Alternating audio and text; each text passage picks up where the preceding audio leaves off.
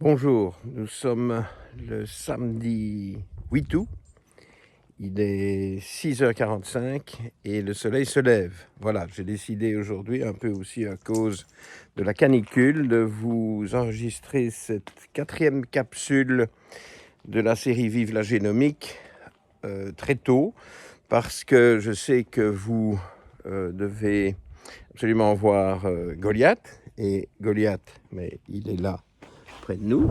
Voilà le petit Goliath, regardez. Ouh, oui. Ouh. Et le petit Goliath ne va pas sortir en pleine chaleur plus tard dans la journée. Nous faisons les promenades à 10h du soir. Alors, le sujet aujourd'hui est connexe au sujet de la 3e capsule. Il a trait plus précisément aux marqueurs métaboliques. Ce sont des marqueurs métaboliques que je vais vous décrire qui vont vous permettre de mieux identifier les corrections à apporter à votre alimentation. Et je vais vous regrouper ces marqueurs métaboliques par catégorie. Nous allons avoir des marqueurs métaboliques des hydrates de carbone, qu'on peut appeler aussi les glucides, et que vous pourriez comprendre comme étant des féculents dans un langage plus courant. Et puis, vous avez aussi une autre catégorie très importante qui sont les marqueurs métaboliques des lipides, donc des graisses. Et de manière connexe, c'est moins essentiel, nous aurons les marqueurs métaboliques des protéines, mais je vous en parlerai brièvement à la fin.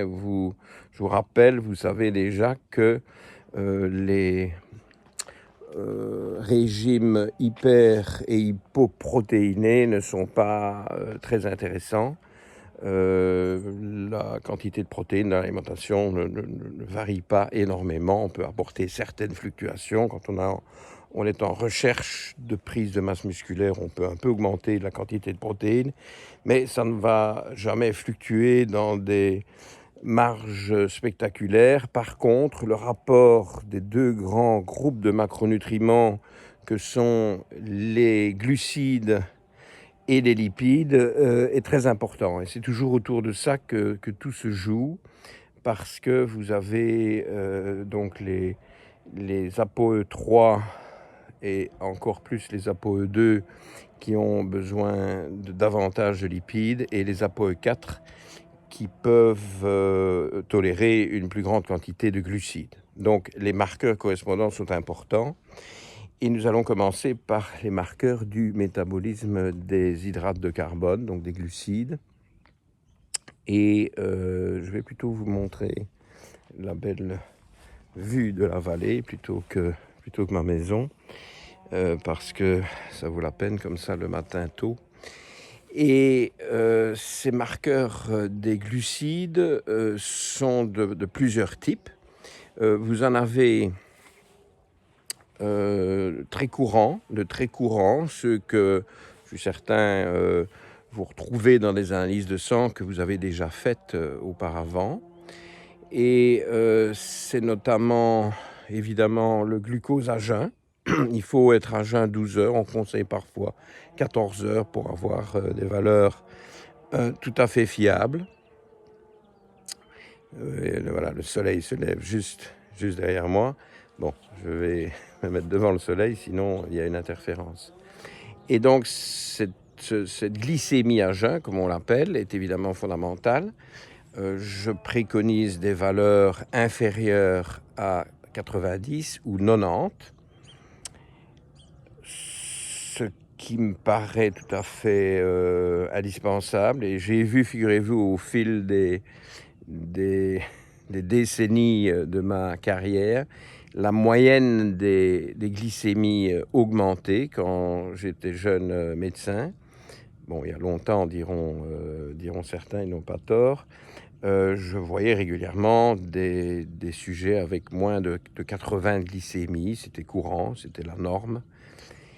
Eh bien maintenant, il faut trouver des patients relativement raisonnables et disciplinés pour être en dessous de 90 ou 90. Donc ça me paraît vraiment nécessaire de descendre sous cette valeur seuil. Et puis, vous avez aussi l'insuline à jeun, autre valeur qui doit être absolument prise après 12 voire 14 heures de jeûne. Et ça, c'est une valeur différente dans les indications qu'elle donne et très précieuse, très fondamentale, qu'on devrait tester plus souvent, parce que dès que cette insuline commence à monter, vous avez quand même une tendance à stocker les prises de... Bon, il n'y a pas que les féculents, mais dès que vous avez un excès de féculents, vous le stockez sous forme de graisse abdominale. C'est un des rôles de l'insuline. Je ne vais pas entrer dans des explications trop détaillées dans le cadre de cette capsule, mais il est un fait que dès que votre insuline décroche, vous aurez beaucoup de mal à perdre du poids ou à ne pas en gagner, plus exactement, et avec une tendance à la prise de ce poids autour de la ceinture abdominale. Et donc, je suis très exigeant sur les taux d'insuline et je demande en général une valeur inférieure à 42, c'est strict. Vous allez voir que les valeurs de référence sont beaucoup plus élevées, mais j'ai fixé 42 comme seuil d'optimum. Pour certains, ça peut paraître ambitieux, mais avec le jeûne intermittent notamment et une alimentation corrigée, on peut y arriver. Ça demande des efforts et surtout une résilience à long terme dans ces efforts. Troisième valeur cruciale pour les hydrates de carbone, c'est l'hémoglobine glycosylée. Je vous en parle régulièrement parce que c'est un marqueur vraiment précieux qui vous donne une idée de la glycémie moyenne sur les 3 derniers mois, 2 à 3 mois, plutôt 3 mois, et donc avec une intégration des fluctuations du glucose pendant la journée. Parce que vous voyez, la glycémie à jeun vous donne une indication au lever, après le jeûne nocturne, mais l'hémoglobine glycosylée vous intègre toutes les fluctuations de la glycémie. Alors vous allez voir des patients avec une glycémie plutôt correcte, mais avec une HbA1c, donc l'hémoglobine glycosylée, qui sera indiquée dans vos résultats sous l'acronyme HB, petit b, A majuscule, 1, C minuscule, qu'on appelle aussi l'hémoglobine glyquée. Voilà, c'est deux appellations tout à fait synonymes. Et cette HbA1c peut être en contradiction avec la glycémie à jeun. Ça vous donne tout de suite une indication infaillible sur le fait que le patient présente une glycémie fluctuante pendant la journée. Parce que tous ces pics de glycémie vont alimenter la hausse de l'HbA1c et on va se retrouver avec une HbA1c trop élevée. Alors, pour avoir des valeurs de référence pour l'HbA1c, je me sers de l'âge, donc de la décennie d'âge, qui me donne la décimale, en sachant qu'on doit toujours être en dessous de 6, et bien en dessous de 6, je vous explique. Donc 5,4 est le seuil pour un patient qui est dans la quarantaine, 5,2 dans la vingtaine, 5,6 à 60 ans et au-delà. Alors attention, parce qu'on est très vite très près de valeurs suspectes et indésirables. 5,8, c'est le seuil officiel reconnu mondialement pour le prédiabète. 5,8.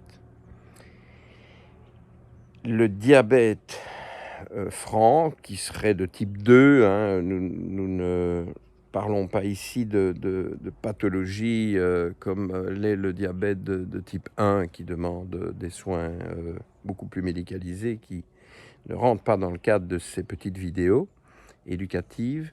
Et donc, mais enfin, dans les deux cas, que ce soit diabète 1 ou 2, le seuil qu'on utilise pour diagnostiquer un diabète est de 6,5. Donc évidemment, il y a une marge entre 5,8 qui est le prédiabète et 6,5 le diabète, mais beaucoup de gens sont au-dessus de 5,8 sans le savoir. Donc c'est très largement sous-diagnostiqué, ce problème de diabète de type de prédiabète, plus exactement. Vous voyez, je bafouille un peu, il est très tôt, et je crois que j'ai oublié de prendre ma tasse de café. Alors voilà, on n'est pas loin, et je me suis fait un café, mais je n'en ai pas bu. Alors je constate qu'effectivement, dans ma façon de m'exprimer, voilà, ça c'est à ces heures précoces, après des nuits quand même chaudes. Café noir, évidemment. Café noir sans sucre, sans lait. De toute façon, mettre du lait dans le café, honnêtement, c'est pas vraiment quelque chose de très, très subtil. Et alors, vous voulez une nouvelle couche de Goliath qui est très, très, très matinale aujourd'hui et qui a eu... Oh, il veut jouer. Il veut jouer le Goliath. Bon, après ce petit intermède, passons à d'autres marqueurs des hydrates de carbone. Par exemple, les triglycérides. Ça, c'est un marqueur que vous allez trouver étrangement dans le profil lipidique. Hein, et ça, c'est un peu trompeur, mais en fait, c'est un pur marqueur des hydrates de carbone parce que les triglycérides sont nourris par surtout les sucres, mais aussi l'alcool, gros pourvoyeur de triglycérides. Mais chez certains, même les hydrates de carbone et les glucides, qui seraient apparemment innocents, vont faire monter les triglycérides. C'est assez remarquable. C'est pas tellement ce qui est enseigné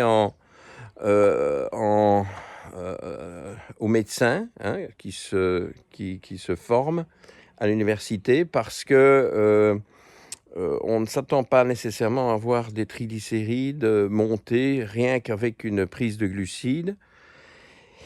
Mais je l'ai constaté de nombreuses fois. Je me demande si les sujets E3, E2 ne sont pas plus sensibles aux glucides et manifestent davantage ces glucides via leur taux de triglycérides. Bon, j'ai jamais eu l'occasion, vous savez, moi je suis un clinicien, j'ai jamais eu l'occasion d'étudier ça sous un angle statistique dans une étude clinique rondement menée, parce que ça prend énormément de temps et il faut une équipe pour ça. Faire ça moi tout seul, c'est difficile. Mais toujours est-il que ces triglycérides reflètent en général toute la famille des hydrates de carbone et pas les graisses. Donc vous retrouvez ce marqueur dans le profil lipidique, dans le profil des graisses, avec le cholestérol. En général, il voisine les valeurs de cholestérol. Et pourtant, il devrait plutôt être intégré dans le profil métabolique des hydrates de carbone. C'est assez paradoxal et donc je vous mets en garde dans vos interprétations. Vous devez plutôt les regrouper de cette manière-là, comme je vous l'indique. Et puis juste en dessous, juste au-dessus des triglycérides, vous avez les valeurs de cholestérol. Alors là, il y en a en général 3. Vous avez le cholestérol total. Vous avez, ou les valeurs de référence, c'est 200. Alors, ce ne sont pas du tout des valeurs statistiques, ça c'est très intéressant, parce que par rapport aux valeurs de tous les autres marqueurs que je vous indique, il y a ici une volonté d'écraser la valeur seuil. C'est une bonne mesure. Le problème, c'est que pour les autres valeurs métaboliques, il faudrait faire ça aussi, pas prendre des valeurs statistiques qui correspondent à 95%, 95% de la population, comme ça se fait, c'est les fameuses courbes de Gauss. Mais pour les autres valeurs, je suis obligé de mettre, moi, des valeurs seuil raisonnables, optimales. Mais pour le cholestérol, c'est fait par les autorités médicales et par le monde médical, parce que cette valeur de 200 est déjà une valeur optimale. On a toujours pu constater qu'on fait une espèce on exerce une pression, on fait une espèce de lavage de cerveau avec le cholestérol. Mais bon, on a raison, hein, je ne dis pas que le cholestérol doit être plus élevé que 200. Si on veut une valeur seuil, c'est une bonne valeur seuil. Mais pourquoi ne pas mettre une valeur seuil pour les triglycérides? Parce que je ne vous ai pas encore donné la valeur seuil des triglycérides, où je suis très exigeant, je demande à être en dessous de 85. Et c'est pas évident, j'y suis, mais il faut de la discipline et il faut s'y tenir. Donc 85 pour les triglycérides, 200 pour le cholestérol total. Alors vous avez le bon cholestérol, soi-disant bon, qui est le cholestérol HDL. Là vous avez des valeurs de référence qui pourraient probablement varier un peu d'un labo à l'autre. Je ne vais pas vous donner des chiffres, mais elles sont également correctes. Il n'y a pas besoin de les amender, mais évidemment, plus c'est haut, mieux c'est, puisque c'est un cholestérol qui joue un rôle assez favorable. Et puis alors, vous avez le cholestérol LDL, qui est le, entre guillemets, mauvais cholestérol. Mais je dois aussi vous apporter ici un éclaircissement. Ce LDL est très systématiquement, pour ne pas dire toujours, calculé. Donc le HDL est mesuré, le total est mesuré, le LDL est calculé. Et ça peut poser des problèmes parce qu'en fait, la formule qui permet de calculer le LDL est une formule qui intègre le taux de triglycérides. Donc, si vous avez de fortes variations de vos triglycérides d'un test à l'autre, ça va impacter la valeur de LDL de manière très artificielle puisque ces choses n'ont rien à voir. Donc, c'est un peu gênant et il faut voir d'un test à l'autre pour jauger de vos progrès. Si vos triglycérides ont fortement diminué, ça va donner une tendance au LDL d'être surestimé dans le calcul parce qu'il y a cet effet, il y a ce rapport dans les différents marqueurs lipidiques, du profil lipidique, mais qui ne sont pas tous en rapport avec les lipides. Et vous avez donc cet effet pervers de la formule utilisée pour calculer le LDL. Alors pour le LDL, il y a aussi des normes officielles qui sont correctes, où c'est, je crois en général, 114 qui est le seuil en dessous duquel il faut se trouver pour le LDL. Alors, vous avez un autre marqueur intéressant à discuter qui est un peu comme les triglycérides, de nature lipidique. C'est un acide gras qu'on appelle l'acide myristique, que vous pouvez tester dans les profils d'acide gras. Hein, c'est typiquement fourni. En général, c'est d'ailleurs le premier qui sort sur le profil d'acide gras. Et cet acide myristique reflète lui aussi l'univers des sucres, de l'alcool, les sucres y compris le fructose. On peut voir les excès de prise de fructose se manifester par un excès d'acide myristique.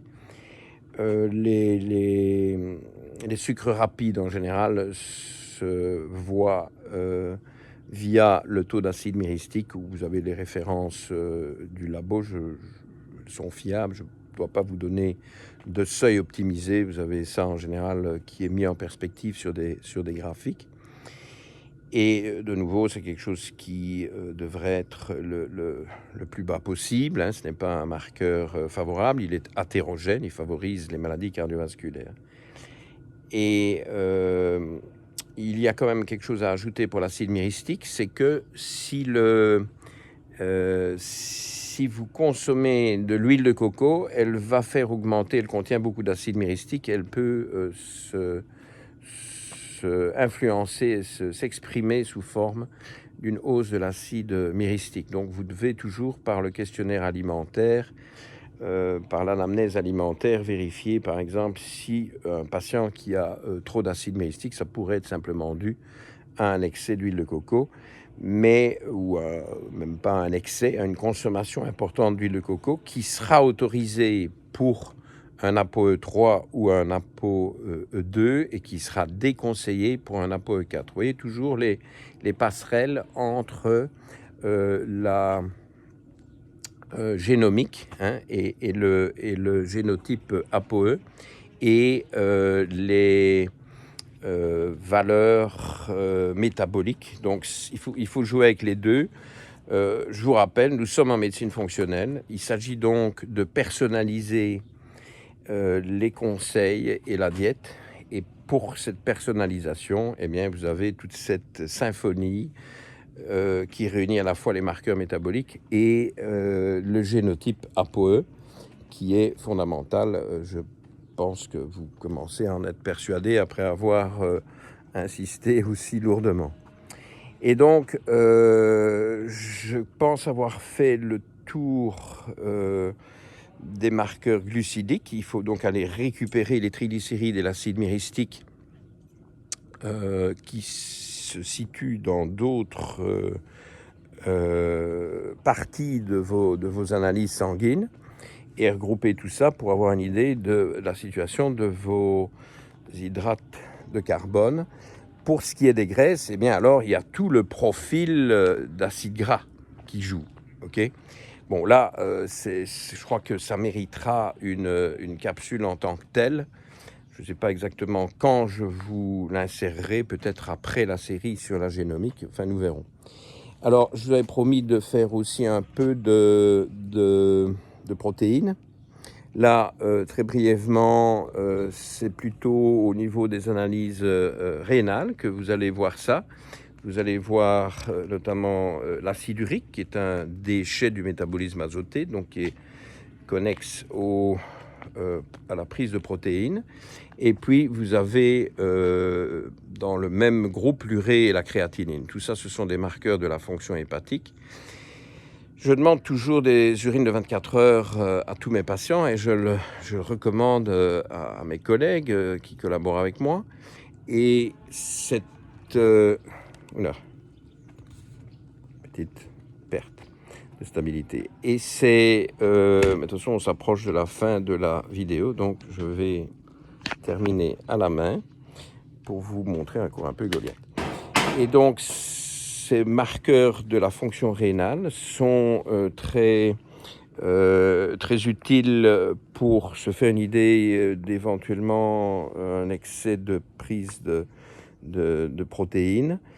Mais évidemment, il faut aussi intégrer la qualité de la fonction rénale. Alors, comme mes patients me fournissent des urines de 24 heures, ce que je fais toujours calculer par le laboratoire, en mettant en équation la créatinine sérique, donc dans le sang, et la créatinine urinaire, dans les urines de 24 heures, on a un reflet très très fidèle de la qualité de la fonction rénale. Et donc, si cette fonction rénale est bonne, avec ce qu'on appelle la clairance de la créatinine, qui est au-dessus de 100, on va dire, 120 étant la valeur optimale, vous n'avez pas à vous préoccuper d'une quelconque insuffisance rénale et vous aurez donc vos apaisements au niveau rénal et alors vous pouvez interpréter vos valeurs d'urée et d'acide urique, voire de créatinine,